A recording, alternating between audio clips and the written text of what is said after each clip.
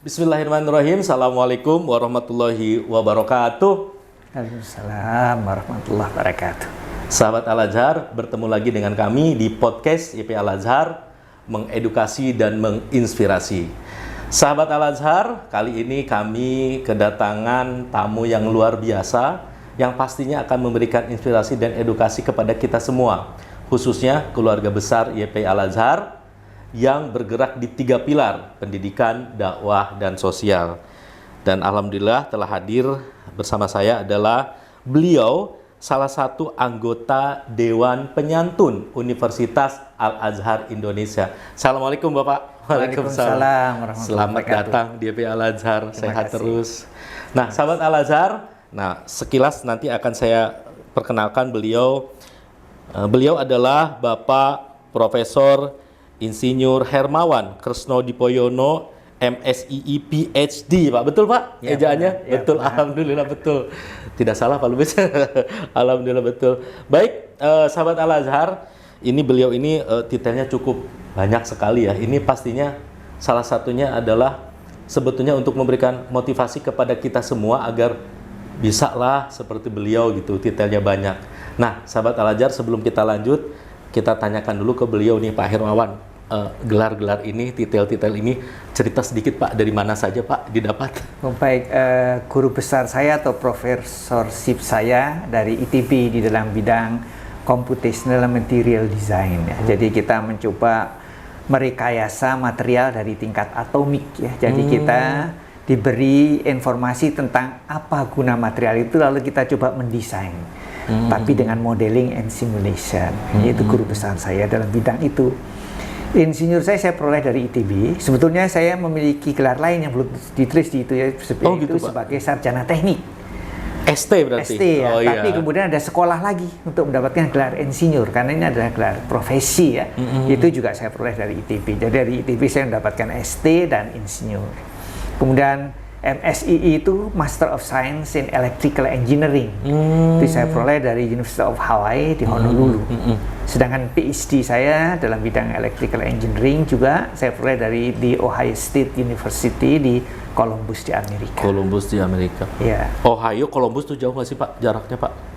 Ohio, Columbus itu ibu kotanya Ohio. Oh gitu. Ohio itu namanya negara bagian. Negara bagian. Iya. Oh iya. Tapi di sana ada 2 universitas yang menggunakan nama Ohio. Satu adalah Ohio University yang berada di kota Athens. Kalau saya di Ohio State University yang ada di kota Columbus. Gitu. Berapa lama Bapak di Amerika Pak? Kalau dihitung sejak dari di Honolulu itu hampir 12 tahun. Ya sambil bekerja sekolah. Iya.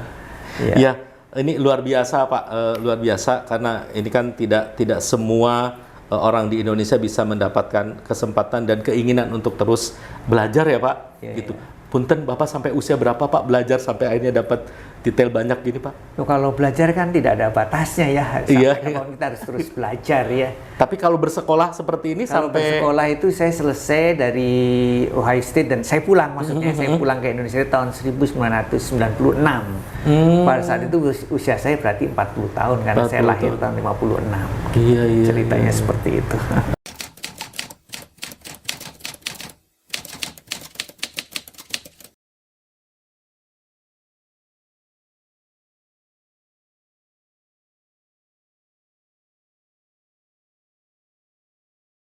Ya tentu ada kan, pendidikan itu pasti memiliki objektif ya, program educational objektif ya, barangkali ada aspek nilai-nilai yang berbeda ya antara kita dengan mereka ya, yang itu menimbulkan juga perbedaan artinya ya.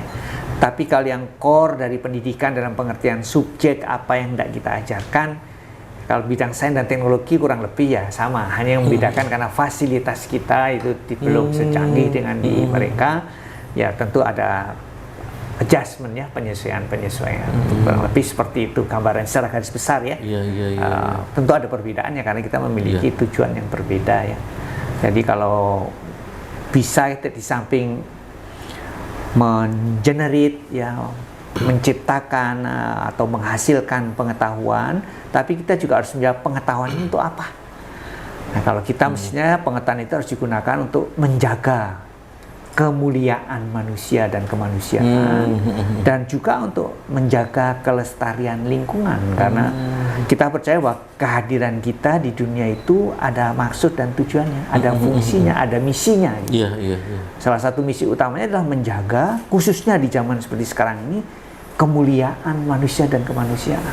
Karena dengan kemajuan ilmu pengetahuan itu sekarang sudah bisa masuk ke tataran yang bisa merubah, ya, mungkin dalam tanda petik, kemanusiaan menurut konsep kita. Dia adalah makhluk yang mulia, diciptakan dengan fungsi dan tugas yang mulia, sehingga difasilitasi oleh Allah Subhanahu wa Ta'ala dengan sekurang-kurangnya 3 hal fasilitas yang diberikan oleh Allah itu. Yang pertama, dia memiliki intelek, ya. Intelektual itu adalah pemberian dari Tuhan, ya, kepada khusus pada manusia. Makhluk yang lain nggak diberi kemampuan itu. Kemudian manusia juga memiliki kemampuan imajinasi. Juga makhluk lain nggak ada kemampuan. Manusia punya kemampuan imajinasi. Masing-masing itu ada tujuan dan maksudnya kenapa kita diberi fasilitas ini. Yang ketiga, kolaborasi. Kolaborasi ini juga sangat khusus, ya, pada manusia. Kita tentu tidak pernah mendengar misalnya asosiasi kera seluruh Indonesia, lalu kera berdiri dari Sulawesi, Sumatera mau datang kongres di Jakarta, nggak ada. Mereka bisa kolaborasi, tapi very localized, sangat terlokalisir. Tapi kalau manusia itu bahkan kolaborasinya bisa seluruh dunia. Tujuannya ada semuanya ini. Kenapa kita diberi intelektualitas, ya, supaya kita bisa mengenal alam dengan baik sehingga tidak merusaknya. Nah, itu hanya dengan kemampuan intelek, develop pengetahuan, memanfaatkan hukum-hukum Allah yang terserak di alam raya, dan menggunakannya untuk kesejahteraannya, bukan merusaknya, ya. Lalu kalau yang kedua itu yang sifatnya tadi saya sebutkan imajinasi, ya, supaya manusia itu bisa membayangkan metafor yang diberikan Quran bahwa surga itu ada. Gitu. Tapi juga ini bisa digunakan untuk hal-hal yang lain.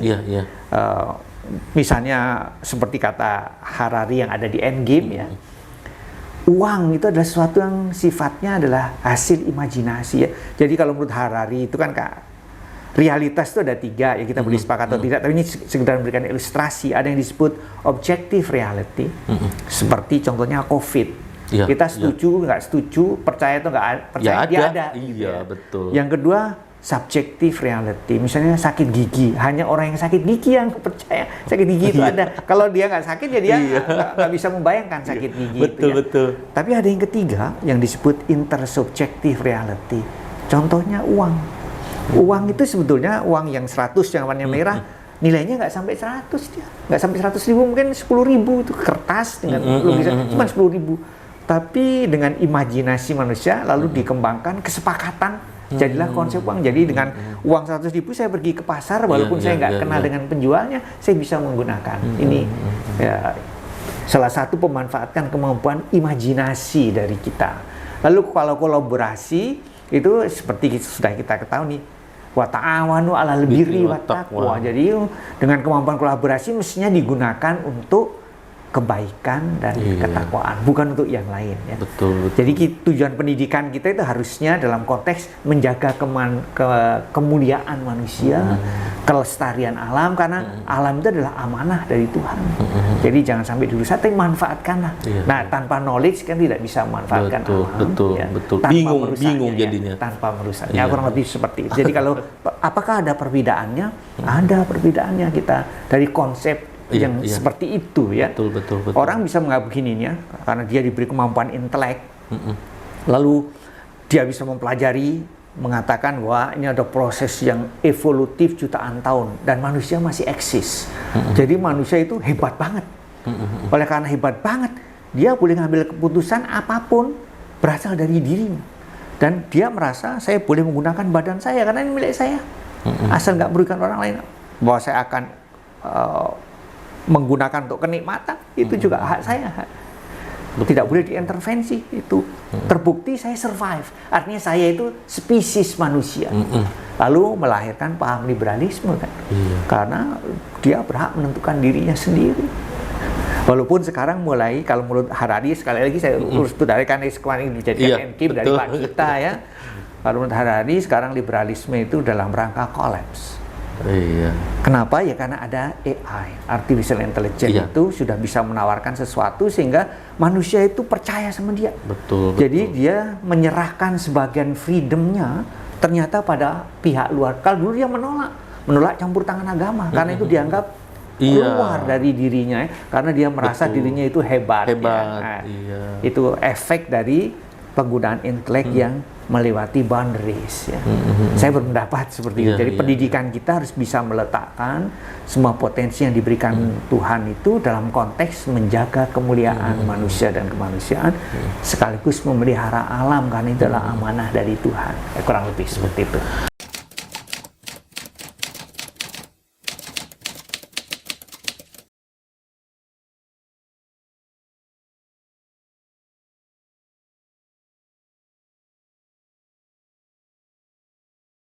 Sebetulnya kalau dalam konteks perundang-undangan sudah disebutkan dengan sangat bagus ya. Tujuan pendidikan itu adalah melahirkan anak didik atau mempersiapkan anak didik yang bertakwa, beriman, kan itu jelas di dalam undang-undang ya. Betul. Jadi dalam konteks konsep sudah sangat bagus ya.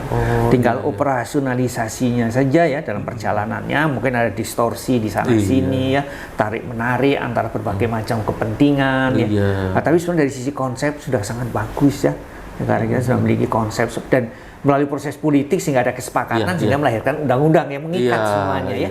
Jadi tinggal bagaimana kita mengisi katakanlah kemerdekaan dengan aturan seperti itu, kita terjemahkan sesuai dengan bagaimana kita memahami misalnya takwa itu seperti apa.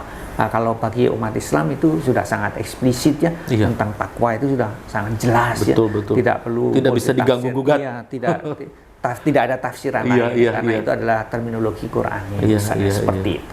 Jadi ini yang kali saya garis bawahi, pekerjaan guru ini adalah pekerjaan yang mulia ya. Walaupun rewardnya itu barangkali belum setara dengan hasil yang seharusnya ya dimanfaatkan oleh masyarakat, tuh rewardnya belum baik secara sistem nasional ya.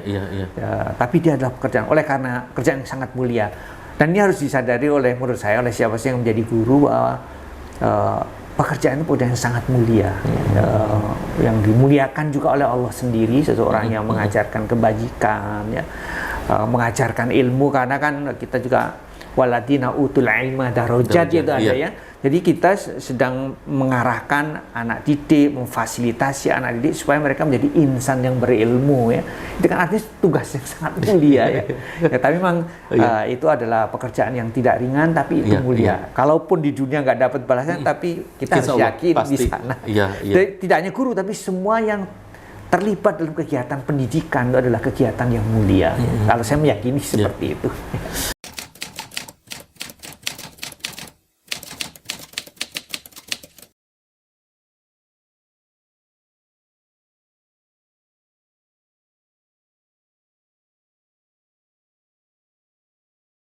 Ya kan ada yang disebut program education objektif ya, tidak hanya berbicara soal subjek materi ya, mengajarkan anak calistung misalnya, tapi kan juga ada values ya, nilai-nilai yang tidak dia sampaikan kepada anak didik ya, tentang kejujuran, tentang kesantunan, tentang kasih sayang, tentang kerjasama. Ini kan sesuatu yang abstrak ya, yang mestinya harusnya memang tugas kita semua, masyarakat juga memahami bahwa anaknya itu sebetulnya tidak hanya sekedar diajarkan tentang technical skill ya, seperti calistung, tapi juga ada nilai-nilai yang nanti juga akan bermanfaat untuk orang tua. Bayangin kalau anak itu nanti menempatkan manusianya sekedar objek ya. Jadi kalau sudah beliau tua, nggak ada anaknya yang menyantuni, karena memang tidak ajarkan tata nilai ya. Jadi orang tua yang sudah semakin lemah itu ya tercampakkan, kan kita tidak ingin seperti itu ya. Jadi tetapi masyarakat barangkali sebagian besar belum menyadari kelihatannya.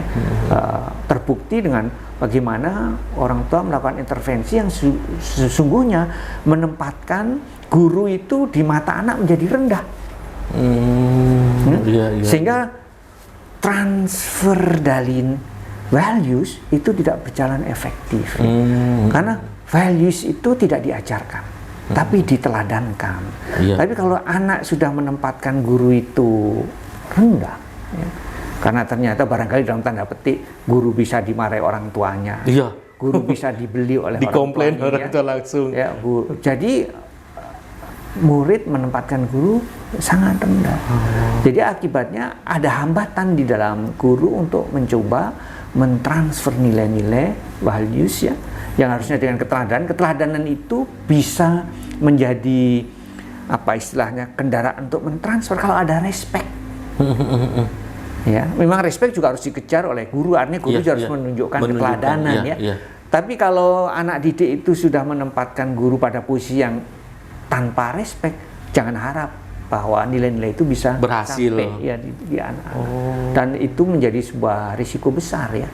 Karena sebetulnya pendidikan itu tidak hanya sekedar mengajarkan technical skill yang nanti bisa digantikan oleh AI ya, artificial intelligence ya. Betul. Dan yang diperlukan nanti justru atmosfer yang dari situ nilai-nilai itu bisa diwariskan kepada anak. Ya. Jadi ini semua harus menyadari perubahan-perubahan besar yang sedang terjadi ya. Guru tidak bisa diabaikan perannya karena guru nanti barangkali memang akan ke sana, dan itu sebenarnya dulu juga seperti itu, yaitu justru memberikan keteladanan, mentransfer nilai-nilai. Komputer nggak bisa, komputer nggak punya compassion, Google nggak ada.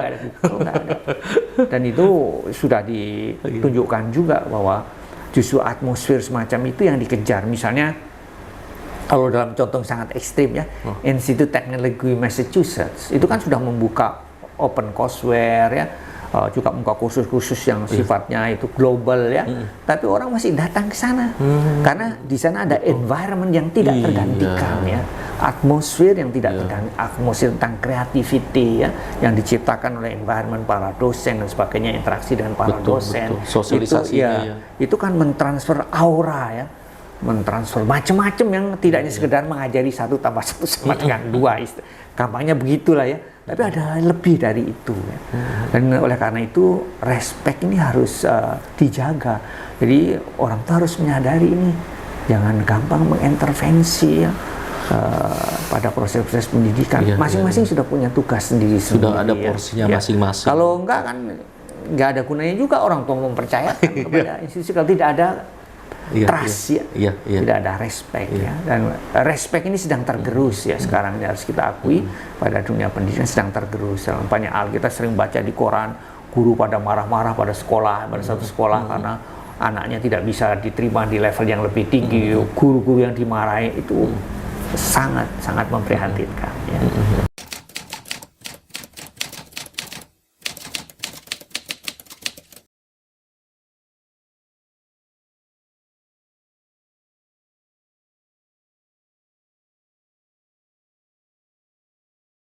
Ya, orang biar tidak ada konflik atau apa gitu. Seharusnya peran orang tua itu barangkali memang mengantarkan dan bekerja sama dengan guru sampai level SMA ya. Kalau level perguruan tinggi anak itu sudah dianggap dewasa harusnya. Tapi faktanya tidak ya. Pada waktu tes keperguruan tinggi itu orang tua mengantarkan sampai kakek nenek ya kan, seperti itu. Bahkan kadang-kadang itu masuk universitas ya Pak? Masuk universitas. Jadi kan itu kadang sini rame juga soalnya. Kan itu indikasi bahwa orang tua itu belum bisa menganggap anaknya sudah dewasa. Padahal pendidikan perguruan tinggi pendidikan untuk orang dewasa ya. Jadi mestinya itu harus sudah selesai pada waktu dia SMA. Kan orang tua itu ikut terlibat ya, buat diskusi dengan guru, ada ikatan orang tua ya. Memang begitu karena proses pendewasaan anak itu merupakan proses yang panjang ya. Dari tadinya dibesarkan di keluarga secara bertahap dilepas ya. Sampai pada level tertentu dia harus dianggap sebagai manusia dewasa yang bisa mandiri ngambil decision. Memang ada orang yang mengatakan, kan saya masih membiayai, kan saya berhak, kan seperti itu ya. Ya terserah, kalau dengan begitu putra bapak itu tidak akan segera mencapai kedewasaan. Dan itu akan merugikan yang bersangkutan. Akan merugikan yang bersangkutan. Tapi peran orang tua dalam proses pendidikan itu penting, bersama-sama guru, ya sampai level tertentu. Harus ada kerjasama, harus saling memahami, ada wilayahnya. Ini wilayah guru ya. Kalau memang percaya kan, orang tua itu harus mempunyai trust pada institusi pendidikan, termasuk trust kepada guru. Jadi tidak boleh langsung pada guru ya, harus lewat institusi, harus lewat ke lembaga. Misalnya saya minta anak saya diberi les oleh guru, nggak boleh itu orang dengan guru. Iya. Harusnya lewat lembaga, Betul, lewat lembaganya, betul. lembaganya yang mengatur ada Lewat tambahan sistem jam ya, pelajaran, Pak? lewat sistem. Kalau enggak, itu anak lain akan memandang guru. Iya, iya. Memang anak memperoleh kemampuan tambahan barangkali dari Iya, subjek materi, tapi ada sesuatu yang hilang di situ, Iya, yaitu nilai-nilai yang seharusnya diperankan oleh guru dalam rangka untuk memberi contoh keteladanan. Tapi itu sebagian akan hilang, pasti akan hilang. Jadi anak-anak hanya menganggap guru itu sesuatu yang bisa dibeli bahkan. Iya. Ya, itu menjadi realitas ya, yang harus menurut saya harus menjadi kesadaran semua pihak. Ya. Iya. Institusi harus turun tangan juga ya. Mungkin juga guru memerlukan tambahan kan berarti kan, tambahan penghasilan ya. Kan harus dipikirkan bersama supaya Iya, tidak iya. terjadi Kesejahteraannya. Ya, maksudnya kesejahteraannya gitu. Ya. Jadi memang saya sendiri ayah dan ibu saya ini guru SD. Jadi pada waktu orang tua saya menginginkan saya untuk menjadi guru, menjadi dosen, itu saya sempat menolak. Saya nggak mau, kenapa? Saya takut miskin. Karena saya lihat penderitaan seorang guru itu luar biasa. Saya merasakan sebagai anak pada waktu itu bagaimana melihat guru ya. Mestinya ini tidak boleh terjadi ya. Kalau kita menganggap bahwa masa depan itu terletak pada pendidikan, berarti terletak pada guru, pada teachers, pada dosen, pada faculty members. Jadi ini menjadi tanggung jawab society, masyarakat ya. Tentu guru itu tidak akan menuntut kehidupannya seperti seorang professional manager perusahaan, enggak. Di Jepang juga kalau namanya dosen dan guru itu penghasilnya tidak sehebat seorang manajer perusahaan betul. ya. Tapi untuk hidup layak itu ada gitu ya. Dan respect pada guru itu dijaga oleh masyarakat. Ya. Jadi bagaimana seseorang yang turun dari mobil menganggukkan gara-gara ada guru dari putranya, ya kan itu terkenal sekali kisah itu ya, kisah di negara yang sangat menghargai guru ya, karena mereka paham bahwa masa depan itu ada pada tangan guru. Ya. Nah ini menjadi tanggung jawab kita semua, jadi tanggung jawab lembaga pendidikan, guru dan masyarakat untuk menjaga itu. Karena apa? Karena ada nilai-nilai yang nanti harus ditransfer oleh guru, diteladankan oleh guru. Jadi respect pada guru ini harus dijaga. Siapa yang jaga? Masyarakat harus menjaga. Orang tua harus menjaga. Respect anak didik putra putrinya terhadap guru harus dijaga. Betul, betul. Kalau nggak ada yang incomplete nanti di dalam proses. Ada yang hilang ya Pak? Iya, ada yang hilang.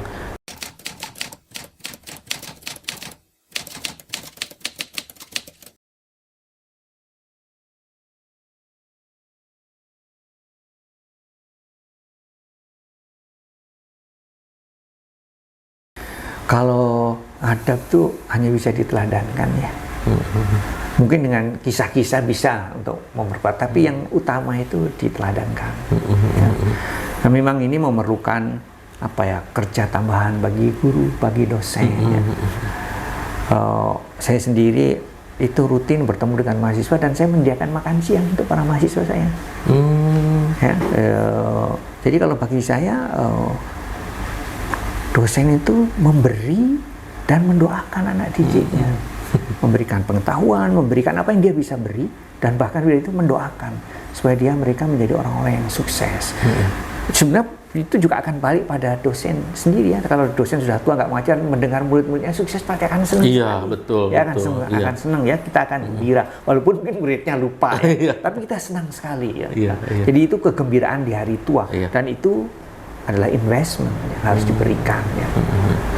Termasuk tadi untuk menjaga agar nilai-nilai yang sangat penting itu juga bisa tertransfer, dan keyakinan bahwa mereka itu masa depan bangsa ini harus dimiliki oleh seorang guru, harus saya miliki juga, dan nggak ada cara lain kecuali saya harus memberikan yang terbaik ya. Saya rutin ya, setiap minggu itu ada pertemuan kan sampai 20 orang, saya menyediakan makan siang mereka ya. Lalu ya kita ada perbincangan, saya mencarikan sekolah lagi dia kalau mau sekolah S2, S3, saya mencarikan dana-dana yang diperlukan. Itu yang saya lakukan ya, karena saya menganggap tugas guru itu tidak hanya di kelas ya, tapi bahkan turut mendoakan ya, tidak hanya sekedar fisikal tapi juga dalam doa ya. Kita ingin anak didik kita ini sukses gitu.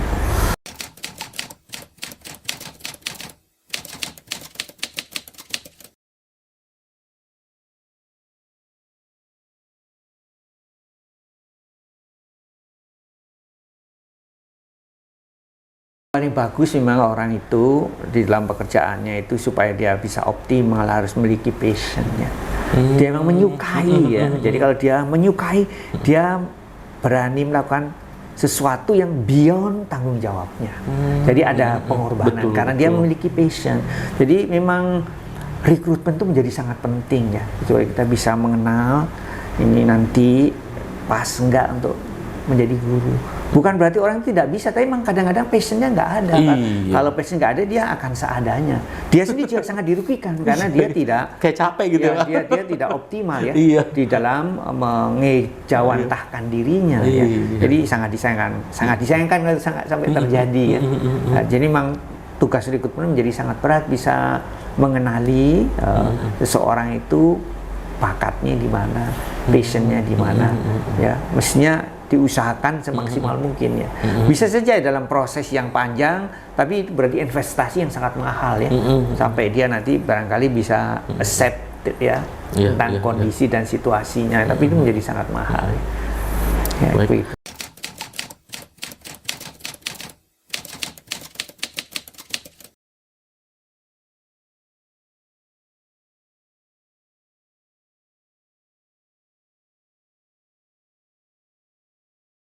Ya.